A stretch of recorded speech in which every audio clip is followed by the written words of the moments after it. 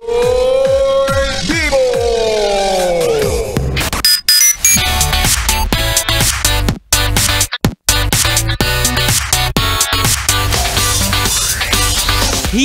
friend! Kasama mo na ang bibi mo sa radyo, DJ B-Boy Bibo!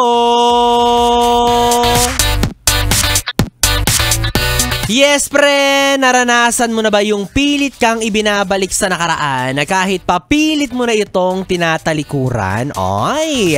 Well, hindi mo talaga mapipigilan yan, lalo na kapag ang humihila sa iyo pabalik ay ang tawag ng kalikasan.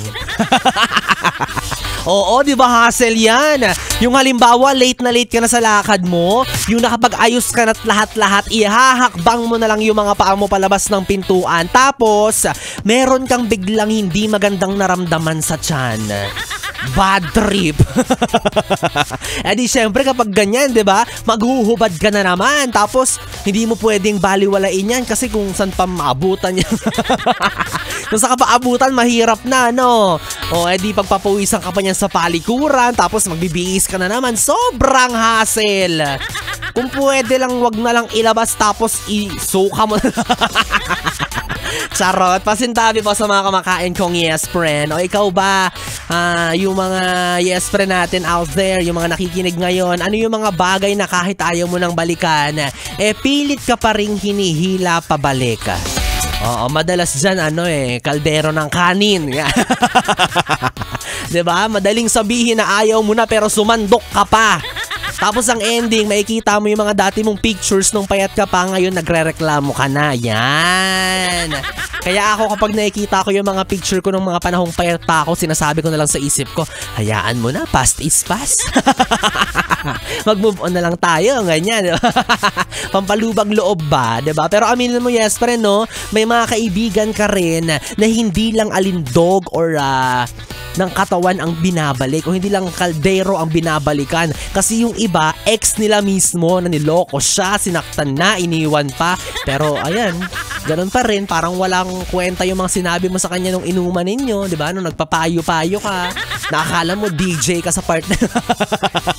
Sa galing mo magpayo, tapos wala, babalikan niya rin pala. Pero alam niyo mga yes friend, marupok at utu-utuman pakinggan, no? Pero may mga ganyang klase talaga ng tao kasi naniniwala sila na love is sweeter the second time around.